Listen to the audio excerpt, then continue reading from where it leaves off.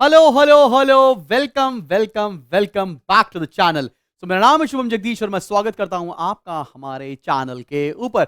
आज के वीडियो में हम डिस्कस करने जा रहे हैं प्लानिंग का चैप्टर डेडिकेटेड रहेगा ये आईएससी बोर्ड के स्टूडेंट्स के लिए। तो भाई प्लानिंग के अंदर हमें क्या क्या पढ़ना है, कितना कितना हमारी चीजें सिलेबस में है, एक एक चीज आइए जानते हैं। तो सबसे पहले हमको देखना है, आपको मीनिंग्स ऑफ प्लानिंग पढ़ना है, फीचर्स ऑफ प्लानिंग पढ़ना है, इंपॉर्टेंस पढ़ना है। स्पेसिफिकली बताना चाहता हूं फीचर्स आपके सिलेबस में नहीं है, ठीक है ना। तो फीचर्स मैंने यहां पे मेंशन कर रखा है, features is not there in the syllabus, ठीक है। प्लानिंग के इंपॉर्टेंस पढ़ना है, लिमिटेशन पढ़ना है, steps in the process of planning पढ़ना है, साथ में टाइप्स ऑफ प्लान भी पढ़ने। टाइप्स ऑफ प्लान में आपको हर एक प्लान की मीनिंग पता होनी चाहिए, उनके फीचर्स पता होने चाहिए, साथ में उनके डिफरेंसेस भी पता होने चाहिए। तो अगर आपको नहीं पता है, मेरे सैंपल पेपर्स लॉन्च हो चुके हैं, डिस्क्रिप्शन में लिंक मिल जाएगा और स्क्रीन पर नंबर मिल जाएगा। आप जैसे चाहें वैसे मर्जी जाकर एनरोल कर सकते हैं एंड प्रिपेयर कर सकते हैं एकदम बढ़िया तरीके से फॉर योर अपकमिंग 2025 के बोर्ड इम्तिहान के लिए। तो चलिए शुरू करने जा रहे हैं हम आज का चैप्टर। सबसे पहले टॉपिक पर आ रहे हैं। सबसे पहला टॉपिक है हमारा ये मीनिंग क्या होती है प्लानिंग की। दुनिया की सबसे आसान तरीका है, सबसे आसान चीज है ये प्लानिंग। तो प्लानिंग का मतलब क्या होता है? Deciding in advance what is to be done.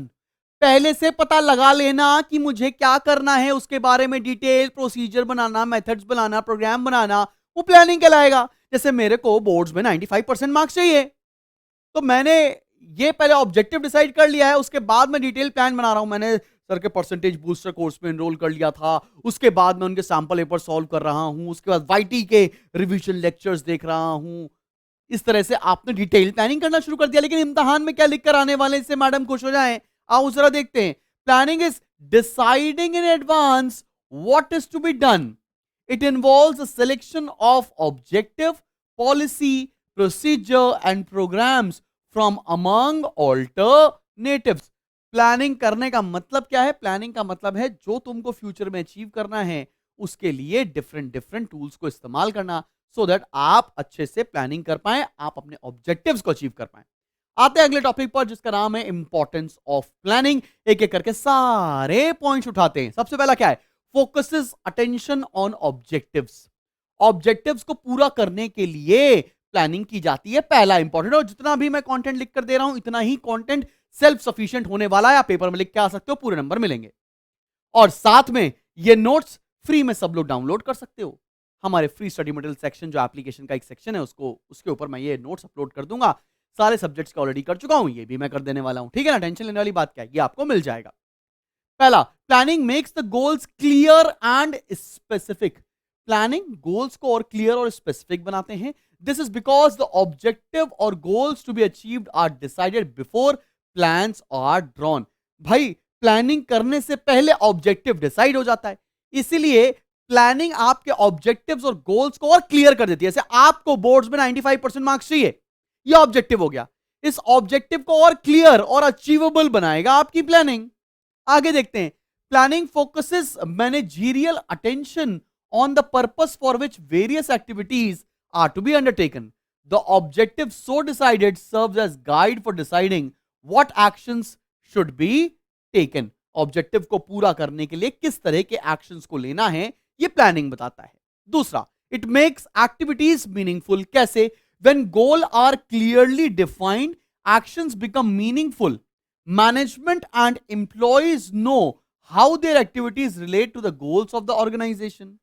They understand the importance of their activities and relationship between different activities.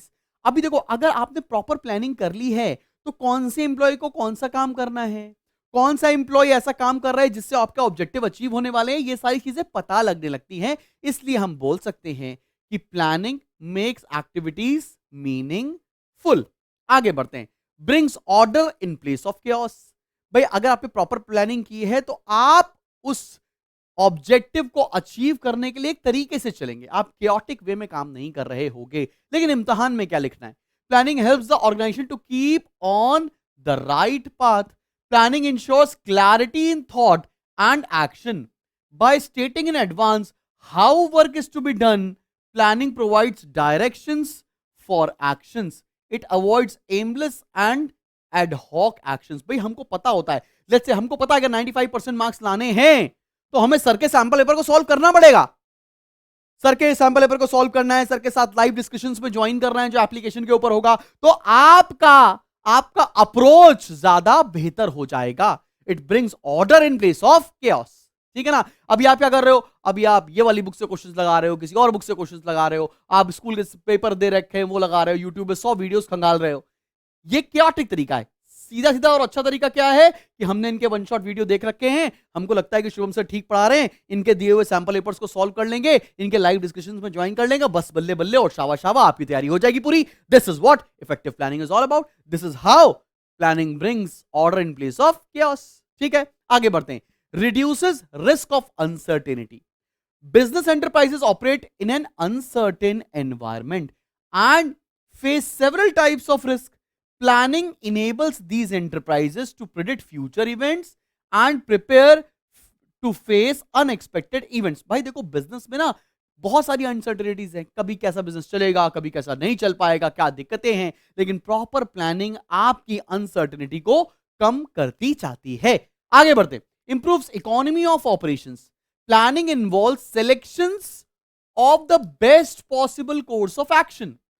Plans indicates how various tasks are to be completed and how resources are to be utilized. It helps to eliminate all types of waste and to achieve optimum utilization of available resources. Effective planning बच्चा party आपको बताती है, effective planning बताती है कि आप जो तरीका, जो आप कोर्स ऑफ एक्शन यूज करने वाले हो वो आपको मैक्सिमम बेनिफिट देगा विद मिनिमम इनपुट की नहीं।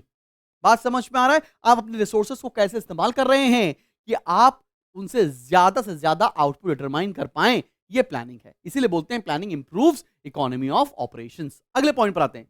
Provides basis of control. Planning provides the standards against which the actual performance can be measured and evaluated. A comparison of performance with the planned results helps to identify the deviations and to take corrective steps to make the events conform to plans. Planning makes control meaningful and effective. बात समझो, जैसे मैंने ये बोला कि planning जब आपने की तो आपने एक आइडियल तरीका रख दिया कि यार अगर एक टॉपर बच्चा 14-15 घंटे पढ़ता है तो उसके 95% मार्क्स आते हैं। तुम पढ़ रहे हो 4-5 घंटे, तो you can compare your output with the standard.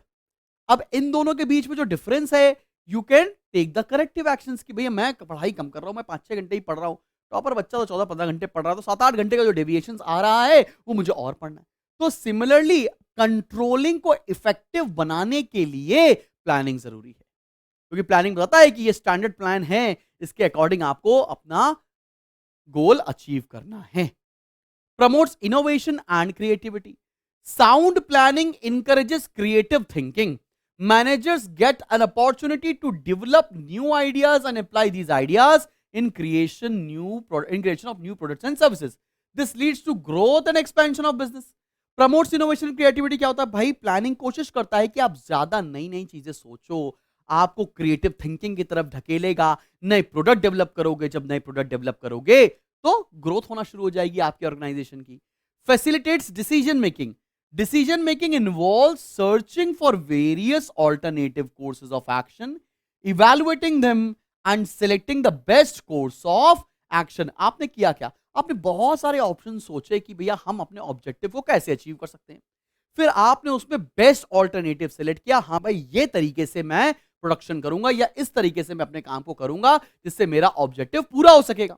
जैसे आपने सोचा कि भाई यार क्या करूं, या मेरे को ऑब्जेक्टिव पूरा करना है, मेरे को 95% मार्क्स चाहिए। आपने बहुत सारे YouTube चैनल पर वीडियोस देखा, फिर फाइनली आपने डिसाइड किया कि मेरे को शुभम सर से पढ़ना है। फिर शुभम सर के दिए हुए सारे तरीकों को आपने सेलेक्ट किया, तो उसका मतलब क्या हुआ? You have selected the best alternative. आपके पास बहुत सारे ऑल्टरनेटिव कोर्स ऑफ एक्शन थे, आपको जो बेस्ट लगा आपने वो चूज कर लिया। हो सकता है किसी बच्चे को मेरे से पढ़ना पसंद हो, किसी को नहीं पसंद हो, वो किसी और से पढ़ रहा हो, तो ये पर्सनल चॉइसेस है। बात समझ में आ रही कि नहीं आ रही है? अब इस साल अगर आप देखो तो मैं सारे टॉपिक, सारे पॉइंट्स पढ़ा रहा हूं। अगर आपने कभी मेरे पुराने वीडियोस देख रखे हो तो हमने 5 से 6 पॉइंट डिस्कस किए थे इंपॉर्टेंस में, लेकिन this year we have completed each and everything because paper tricky आने वाला है। हेल्प्स इन कोऑर्डिनेशन मतलब क्या है?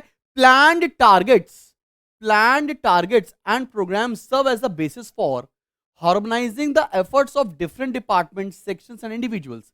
Establishing of common goals helps to secure unity of purpose. Cooperation and coordination between departments becomes easy because people at all levels are involved in planning. भाई helps in coordination का मतलब क्या है? भाई सारे डिपार्टमेंट के बीच में अगर तालमेल बैठेगा तभी हमारे ऑर्गेनाइजेशन का ऑब्जेक्टिव पूरा होगा. तो प्लानिंग हमें हेल्प करता है, एक दूसरे डिपार्टमेंट को साथ लेकर आता है ताकि कोऑर्डिनेशन भी बना रहे और कोऑपरेशन भी बना रहे. इस पॉइंट पे मैंने आपको एक्सप्लेनेशन का पार्ट नहीं लिखा है क्योंकि अब ये वन लाइनर अपने आप लिख सकते हो. Bridges the gap between present and future. आज आप क्या कर रहे हैं और आप फ्यूचर में कहां जाना चाहते हैं, इन दोनों की जो दूरी है वो कौन तय कर सकता है? वो प्लानिंग हेल्प कर रही होगी आज की सिचुएशन में. और जैसे आपके आते हैं स्कूल में 67% मार्क्स प्री बोर्ड में और आपको चाहिए 95% मार्क्स, तो 67 से 95 की जो दूरी तय करेगा वो होगा प्लानिंग. बात समझ में आ रही कि नहीं आ रही? सब बच्चों को इंपॉर्टेंस ऑफ प्लानिंग क्लियर हो गया. Let me go ahead and start with the limitations of planning. चलो भाई बढ़ते हैं. चल भाई अगला टॉपिक है हमारा लिमिटेशंस ऑफ प्लानिंग. भाई प्लानिंग के इंपॉर्टेंस बता दिए, फायदे बता दिए, अभी नुकसान भी तो होंगे ना. सबसे पहला कॉस्टली प्रोसेस. पहला स्टेप जो है, पहला जो लिमिटेशन है वो है कॉस्टली प्रोसेस. कॉस्टली काय को? बिकॉज बहुत पैसा खर्चा होता है प्लानिंग करने में. जैसे planning is an expensive process. Money, time and efforts have to be spent in forecasting, collection of information, evaluation of alternative, etc. Services of experts may be necessary to select the best and most economical course of action for the enterprise. भाई बहुत सारे लोग लगते हैं, बहुत सारे resources लगते हैं, बहुत सारा टाइम लगता है, इसलिए हम बोल सकते हैं कि प्लानिंग कॉस्टली है. दूसरा, time consuming. Considerable time is required for collection, analysis and interpretation of the information for planning. Therefore, planning is not practicable during emergencies and crises when on-the-spot decisions are necessary. In such situations, the existing plans may have to be abandoned. भाई बहुत सारा time लगता है, बहुत सारा time consume होता है आपको प्लानिंग के स्टेप को करने के लिए, बिकॉज आपको एनालिसिस करना पड़ता है, कलेक्शन ऑफ डेटा करना पड़ता है, बहुत सारा टाइम और बहुत सारे लोगों का इन्वॉल्वमेंट है, इसीलिए इसको कॉस्टली और टाइम कंज्यूमिंग बोलते हैं. Rigidity. Plans can not change every day. अगर आपने एक बार प्लान बना लिया तो उस प्लान के अकॉर्डिंग आपको चलना पड़ेगा, इसीलिए बोलते हैं कि planning is not dynamic, it is rigid. आओ भाई देखते हैं. Once plans are formulated, people tend to strictly adhere to them irrespective of changes in the environment. Employees become more concerned with observing the programs and procedures rather than achieving the goals. भाई हमारा objective होना चाहिए हमारे गोल कैसे achieve होंगे, लेकिन हमारा objective हो जाता है कि हमारा कैसे प्लान फुलफिल होगा. तो प्लानिंग कहीं ना कहीं रिजिडिटी ले आती है, प्लानिंग कहीं ना कहीं फ्लेक्सिबिलिटी को दूर करती है. आगे, लैक ऑफ एक्यूरेसी. भाई अगर मैंने प्लानिंग कर लिया तो क्या ये गारंटी है कि मेरे को सक्सेस मिलेगी? नहीं ना. तो एक्यूरेसी कम है. Planning is based on forecast which are estimates about the future. When the forecast are inaccurate, plans becomes misleading.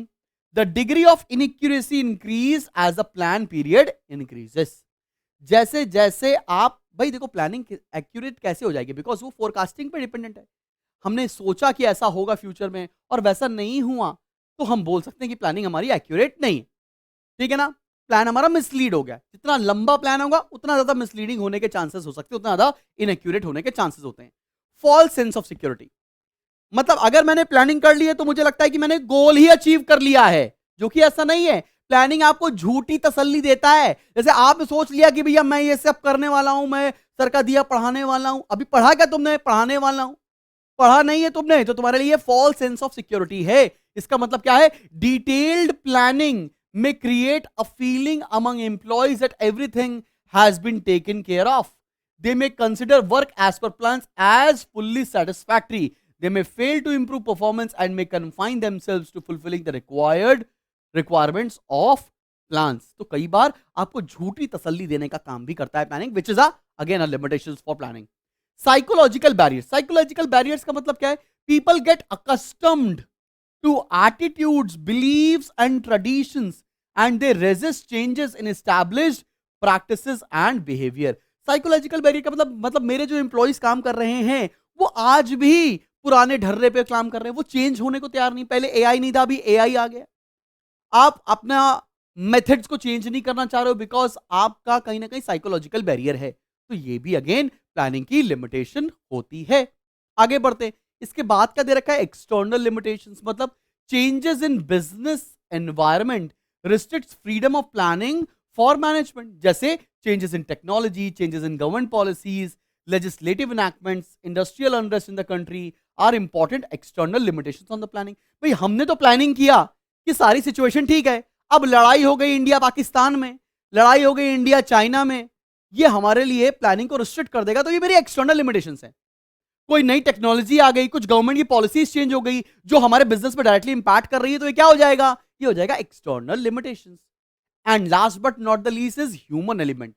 Particular individuals and groups may use planning to serve the own interest.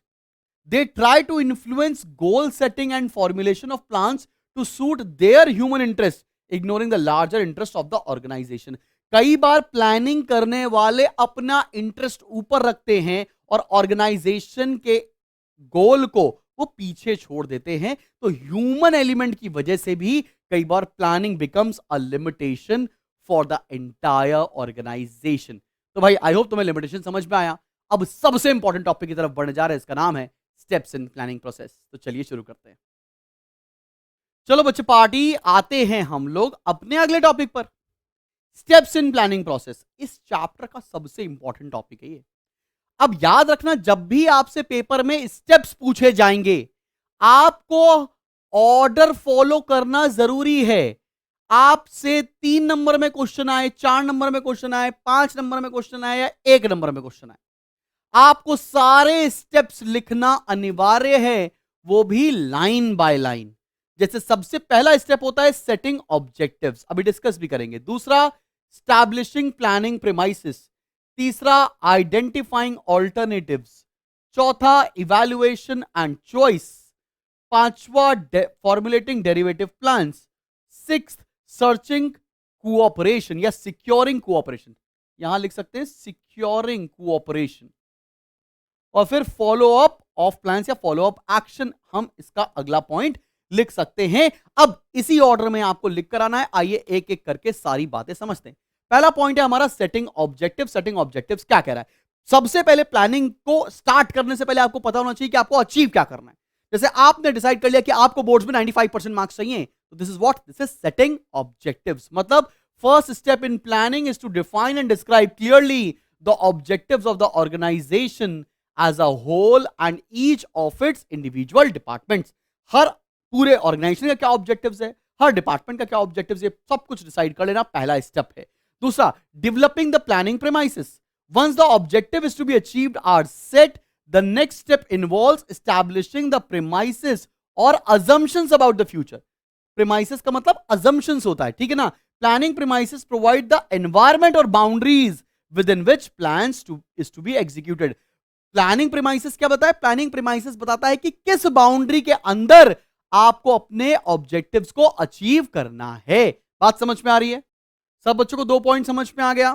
Third point पर आए। Third point है identifying alternative courses of action. मतलब मेरे पास कितने options हैं अपने objective को achieve करने के लिए।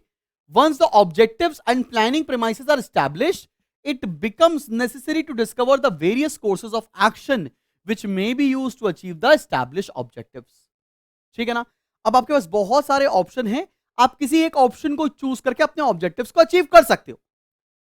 अगला है evaluating alternatives and choosing the best alternative. The various alternatives are evaluated and compared in terms of their expected cost and benefits. The alternative courses of action should be judged in terms of common factors such as the risk involved, expected return, planning premises, goals to be achieved, etc. कहना क्या चाहते भाई, जब तुमने decide कर लिया कि मैं भाई सबसे पहले आपने ऑब्जेक्टिव्स को सेटअप किया कि मेरे को 95% मार्क्स लाना है। उसके बाद आपने अजम्पशंस ड्रॉ कर ली कि किस तरह का हमारा बाउंड्रीज होंगे जिसके अंदर मेरे को प्लानिंग को एग्जीक्यूट करना पड़ेगा। फिर मेरे पास कितने सारे ऑप्शंस हैं जिनको चूज करके मैं अपने ऑब्जेक्टिव्स को अचीव कर सकता हूं। फिर मैंने एक एक ऑल्टरनेटिव को आइडेंटिफाई किया, इवैल्यूएट किया कि कौन सा मेरे लिए बेहतर होगा, फिर उसमें से जो बेस्ट था उसको सिलेक्ट कर लिया है। अब आगे बढ़ते। फॉर्मुलेटिंग डेरिवेटिव प्लान्स मतलब डिटेल्ड प्लान बनाना अब शुरू होगा। After the basic plan is achieved या decided, the next logical step is to develop detailed plans for its implementation. These detailed or derivative plans refer to the policies, procedures, rules, programs, schedules, budgets, etc. इन सबको detailed में आपको draw करना पड़ेगा once आपने एक alternative को select कर लिया है तो। फिर है securing cooperation. Successful implementation of plans requires the understanding and wholehearted cooperation of all the members of the organization. Therefore, plans must be communicated and explained in detail to the employees so that they have an understanding of what is to be proposed, to be done, and why. When plans are communicated to the workers, some useful suggestions and ideas may be received. Employees should be motivated to execute the plans to the best of their ability. Securing cooperation का मतलब क्या है यार? Top level ने decide कर लिया कि भैया ऑब्जेक्टिव क्या होगा, प्लानिंग प्रेमाइसेस क्या होंगी, ऑल्टरनेटिव कौन से थे, इवैल्यूएट किया और सेलेक्ट भी कर लिया, डेरिवेटिव प्लान भी बना लिया। अब इस प्लान को आपको दूसरों की आंखों के रास्ते दिल में भी तो उतारना पड़ेगा। आपको अपने इंप्लॉइज को बताना पड़ेगा कि डिटेल प्लान क्या है, हम क्या अचीव करना चाहते हैं। अपने वर्कर्स को बताना पड़ेगा, अगर कोई उनकी तरफ से सजेशंस आ रही हैं तो उनको लेना पड़ेगा। इसको बोलते हैं सिक्योरिंग कोऑपरेशन। और फिर लास्ट स्टेप है आपका follow up action. Follow up action दुनिया में सबसे इंपॉर्टेंट चीज है। आपने प्लानिंग भी कर लिया, आपने एग्जीक्यूशन भी कर लिया, लेकिन टाइम टू टाइम अगर आप चेक नहीं करोगे तो आपको कभी नहीं पता चल पाएगा कि जिस लिए आप काम कर रहे हैं वो आपका गोल अचीव भी होने वाला है या नहीं।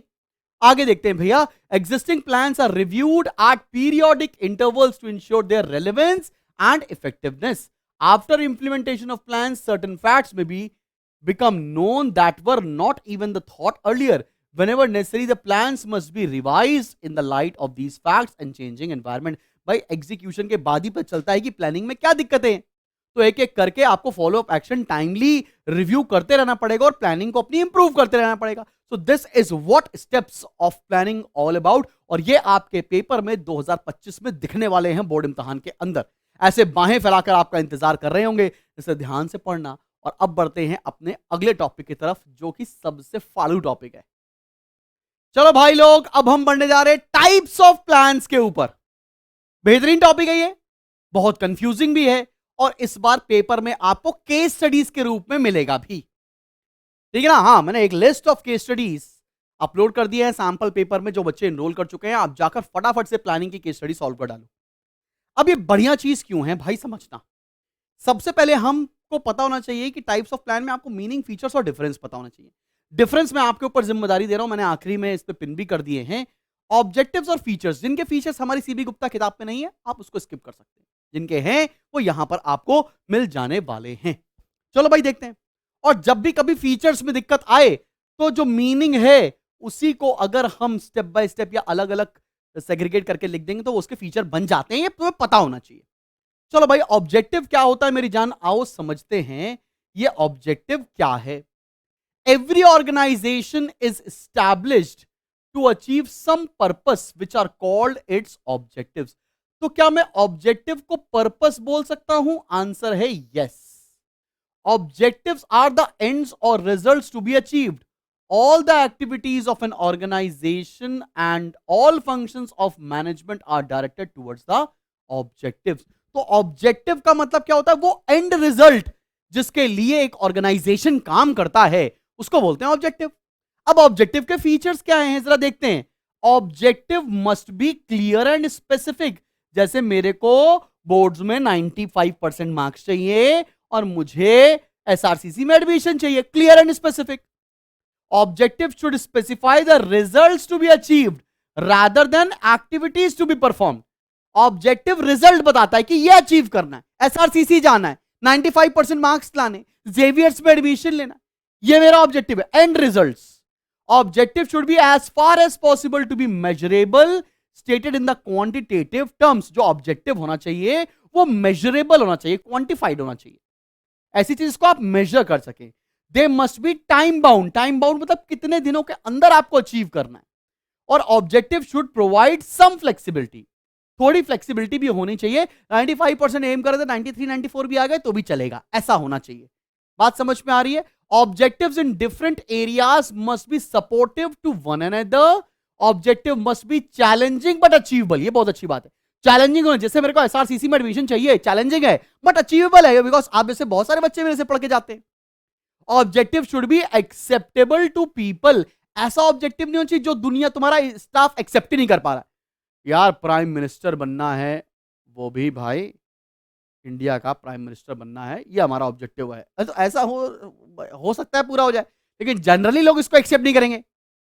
Objective should B laid down in all the key result areas. आपको हर इंपॉर्टेंट एरियाज के लिए ऑब्जेक्टिव को लेड डाउन करना पड़ता है. तो ये ऑब्जेक्टिव था, इसकी ये मीनिंग थी. डिफरेंसेस एकदम लास्ट में आएंगे और इसके इंपॉर्टेंट सिलेबस में नहीं है, तो मैंने यहां पर इसको ऐसे मार्क करके भी दे दिया है. अब आते हैं बेटा अगले टाइप्स ऑफ प्लान के ऊपर, जिसका नाम है स्ट्रैटेजी. स्ट्रैटेजी क्या है? Strategy may be defined as comprehensive and integrated plan which indicates the desired future of the organization. It is a blueprint of an organization's desired destination, direction and image. It provides answer to the questions like where is the organization now, where does it want to be in future, what it must do to reach the desired position. Strategy एक comprehensive plan होता है. ठीक है, 95% marks लाने कैसे हैं, उसके लिए डिटेल में आपने स्ट्रैटेजी बनाई है, डिटेल में कॉम्प्रिहेंसिव प्लान बनाया, वो स्ट्रैटेजी कहलाता है. आज कहां है, आज मेरे 50% मार्क्स आ रहे हैं प्री बोर्ड में, मेरे को 95% चाहिए, इस तरह के क्वेश्चंस का आंसर मिलता है स्ट्रैटेजी के थ्रू. क्लियर है? आओ जरा देखते हैं इसके फीचर्स क्या है. सबसे पहला, strategy is generally long term in nature though it has short term implications too. Long term के लिए स्ट्रैटेजी बनाई जाती है, लेकिन इसका इंपैक्ट शॉर्ट टर्म भी आता है. It is an integrated and multi prolonged plan. It is action oriented and is more specific than objectives. Objective से ज्यादा स्पेसिफिक और एक्शन ओरिएंटेड होता है strategy. It is generally formulated at the top level of management. कौन बनाता है, तो भी तुम्हें समझ में आ गया. It is generally meant to cope with the competition and other environment pressure. Competition से लड़ने के लिए, एनवायरमेंट के प्रेशर से लड़ने के लिए स्ट्रैटेजी आप बनानी पड़ती है, टॉप मैनेजमेंट बनाता है. It is based on organisations objectives and seek to operationalise them. It is flexible and dynamic. भैया ये ऐसा प्लान है जो फ्लेक्सिबल है और डायनामिक है. Changes with the change in the environment. ठीक है ना? It is formulated after understanding environmental opportunities and threats as well as organisation strength and weakness. मतलब SWOT एनालिसिस करने के बाद स्ट्रैटेजी बनाई जाती है. It indicates the sequence, timing and direction of major initiatives and moves which the organisations will make to handle environmental uncertainty. और फिर last देख लो, it seeks to ensure deployment of key resources of the organisation in the best possible manner. मैंने यहां पर सारे features आपको बताए हैं, आप कम से कम 4 फीचर्स जरूर तैयार कर लीजिएगा. स्ट्रैटेजी एक कॉम्प्रिहेंसिव प्लान होता है, ये ज्यादा डिटेल्ड में होता है एज कंपेयर टू ऑब्जेक्टिव. ये लॉन्ग टर्म के लिए बनाया जाता है और इसके बहुत सारे इंपैक्ट हैं जो शॉर्ट टर्म में भी होते हैं. बात समझ में आ रही कि नहीं आ रही सबको? एकदम क्लियर है? कैरेक्टरिस्टिक्स ऑफ स्ट्रैटेजी क्या होगी समझ में आ गई. चलो भाई हम बढ़ते हैं, पॉलिसी क्या होगा. A policy is a general statement that guides decision making. Policy define the boundaries within which decisions can be made and they direct decisions towards the accomplishment of objectives. For example, the policy of offering equal job opportunities to minorities and women contribute to the objective of meeting social obligation. अब policies क्या होती है भाई? Policy जो decision making में आपकी help करेगी, ये क्या होती है? ये एक जनरल स्टेटमेंट होती है जो हेल्प करेगी किस चीज में? डिसीजन मेकिंग में. पॉलिसीज डिफाइन द बाउंड्रीज, किस हद तक आप जाकर डिसीजन मेकिंग को इजी कर सकते हो, यह पॉलिसी है. बात समझ में आ रही सब बच्चों को? आओ जरा देखते हैं कि पॉलिसी के फीचर्स क्या होते हैं, बिकॉज फीचर्स पढ़कर यह चीज ज्यादा अच्छी समझ में आएगी आपको. पहला फीचर क्या कह रहा है? Policy is a standing plan, मतलब कभी चेंज नहीं होता है. It is standing answer to recurring problems of the similar nature. Policy provide broad guidelines as to how objectives of the business are to be achieved. Objective indicates a destination and policies provide the routes. Objective तो हमको पता है 95% लाना है, policy हमको रास्ता बताती है कैसे लेकर आना है, ठीक है ना। Policies are models of thought and principles underlying the activities of an organization. They guide the decisions and behavior of executives. फिर क्या है? Policies are broad guides and provide scope of executive judgment or discretion. Policy exists at all levels of the organization. Major company policies, department and minor policies. जैसे कि हमने ये बोल रखा कि भैया हम उधार में ट्रांजैक्शन नहीं करते हैं, हमारी पॉलिसी है। No credit facility is my policy. ये स्टैंडिंग प्लान है, ये चेंज नहीं होने वाला है। बात समझ में आ रही है? स्ट्रैटेजी क्या होती है? कॉम्प्रिहेंसिव प्लान होता है। हम अपने ऑब्जेक्टिव्स को कैसे अचीव करेंगे उसकी एकदम डिटेल में चले जाना, वो स्ट्रैटेजी है। पॉलिसी क्या है? It's standing plan. हमने बता दिया कि हम अपना बिजनेस कैसे करने वाले हैं, ये रूट बताता है। हम अपने ऑब्जेक्टिव्स को कैसे अचीव कर पाएंगे, किस रूट को फॉलो करना चाहिए, ये पॉलिसी बताता है। अब आते हैं अगले पर, प्रोसीजर क्या है? A procedure describes the exact manner in which a certain activity is to be performed. It is chronological sequence of steps to be taken. It spells out a series of steps arranged in some predetermined best order. Procedures are designed to execute policies and achieve objectives. तो chronology अगर term समझोगे तो वो procedure होता है, ठीक है ना। तो अगर हम ये बोलें कि चाय कैसे बनानी है, उसका प्रोसीजर क्या है, तो आपने पहले बताना है कि हमको पहले पैन रखना है, पानी डालना है, गैस जलानी है। ये क्या है? क्रोनोलॉजिकल सीक्वेंस ऑफ स्टेप्स, इसको हम प्रोसीजर कहते हैं। अब इसके फीचर्स देख लेते हैं। Procedure should be based on adequate facts of particular situations rather than guesses और विशेस। गेस वर्क पे डिपेंडेंट नहीं होना चाहिए, प्रैक्टिस के ऊपर, एडिक्वेट फैक्ट्स के ऊपर डिपेंडेंट होना चाहिए। A good procedure must focus on desired objectives and establish policies of the organization.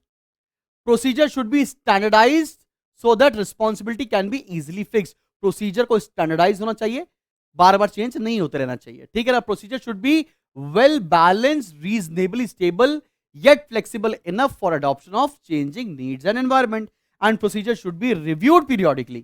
अब इसमें से तुम कोई भी 4 पॉइंट, 4 ही लिखवाए मैंने, कम से कम 4 पॉइंट तुमको प्रिपेयर होना चाहिए कि प्रोसीजर क्या होता है। सबसे बड़ी इंपॉर्टेंट बात क्या है? ये क्रोनोलॉजिकल सीक्वेंस होती हैं और स्टैंडर्डाइज्ड होते हैं।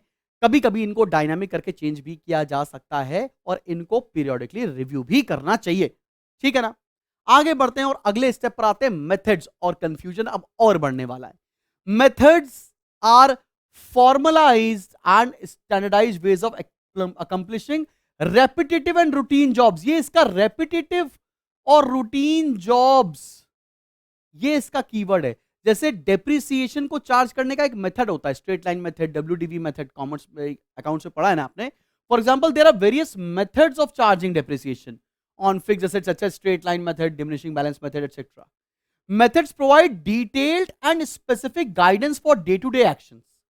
Methods are helpful in simplification, standardisation and systematisation of work. They serve as uniform norms to guide and control operations and performance. ये बात है ना, चीजों को सिंप्लीफाई करने के लिए मेथड का इस्तेमाल किया जाता है। अब आते हैं रूल्स के ऊपर। Rules are specific statements of what should be done and what should not be done in specific situation. ये कभी चेंज नहीं होता। जैसे नो स्मोकिंग, ये रूल है हमारे यहाँ का, ठीक है ना। The only description left to the employees whether or not to apply the rule. मतलब no smoking in the factory is an example of a rule, ठीक है भाई। rules deal with specific situations whereas procedures cope with situations involving sequence of related actions. rules are standing plans, इनको change नहीं किया जा सकता है। अब आ रहे हैं हम लोग बजट के ऊपर। बजट क्या है भाई साहब? अब budget is a plan which states expected results of a given future period in numerical terms. अभी 1 फरवरी को बजट आया भी है। निर्मला मैम ने, सीतारमन जी ने हमारी वो बजट पेश भी किया है। तो उसमें क्या होता है? वो क्वांटिफाइड टर्म्स में होता है। It is a plan of action or blueprint design to achieve specific goals.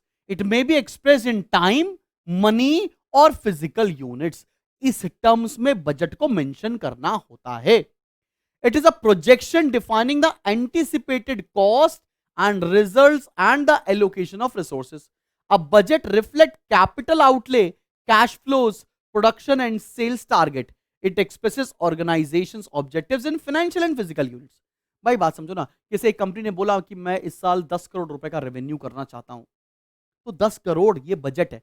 हमको हर डिपार्टमेंट में कितना पैसा खर्चा करना है, ये भी बजट का पार्ट है। एस्टिमेटेड रिसीट्स, प्रपोज एक्सपेंडिचर, ये सब बजट का हिस्सा है। कितनी यूनिट्स बनाएंगे, कितना पैसा कमाएंगे, ये सारी चीजें बजट का ही हिस्सा होती हैं। तो न्यूमेरिकल टर्म्स और क्वांटिफाइड चीजों पर ध्यान देना और आपको पता चल जाएगा कि बजट क्या है। फिर आते हैं लास्ट पर, जिसका नाम है प्रोग्राम। और प्रोग्राम क्या है, आओ देखो। It's a comprehensive plan design to implement the policies and accomplish the objectives. इसके अंदर सारे प्लान्स आ जाते हैं। It is a combination of goals, policies, task assign, resources etcetera. It is the objective, it is a combination of goals, policies, tasks, assigns, etc. It is a concrete or well designed scheme designed to accomplish specific objectives. तो ये line 2 बार हो गई, चलो इसको मैं ऐसे cut कर देता हूं, ठीक है ना। इसके अंदर, प्रोग्राम के अंदर ना, सारे मेथड्स आ जाते हैं, सारे टाइप्स ऑफ प्लान्स आ जाते हैं। बिकॉज प्रोग्राम होता है कॉम्प्रिहेंसिव प्लान, ठीक है ना, जिसके अंदर आप ऑब्जेक्टिव्स को कैसे अचीव करने वाले हैं इसका जिक्र किया जाता है, ठीक है ना। इसके फीचर्स क्या है? A programme is a single use but comprehensive plan. तो एक सिंगल यूज प्लान होता है, याद रखना। It is based on the objective and policies of the organisation. It is an action plan, काम को कैसे करना है उसके बारे में बात है। It is design to ensure smooth and efficient function of the organisation. अब मैं आपके ऊपर कुछ चीजें छोड़ रहा हूं। मैंने यहां पर कुछ इंपॉर्टेंट डिफरेंसेस के पीडीएफ्स या पिक्स अटैच कर रखे हैं, इस पीडीएफ के साथ आपको मिल जाएंगे। जैसे गोल्स और ऑब्जेक्टिव का डिफरेंस क्या है, ऑब्जेक्टिव और पॉलिसी का डिफरेंस क्या है, कम से कम 4 डिफरेंसेस आपको तैयार करने हैं। पॉलिसीज और स्ट्रैटेजीज का क्या है, पॉलिसीज और प्रोसीजर का डिफरेंस क्या है, पॉलिसीज, रूल्स, प्रोसीजर, रूल्स, इनके डिफरेंस आपको एक बार रीड करने हैं और आपको बहुत इजीली हेल्प हो जाएगी। ये डिफरेंसेस मैंने एग्जैक्टली सीबी गुप्ता किताब से लिया हुआ है, आपको जरूर से हेल्प हो जाएगी।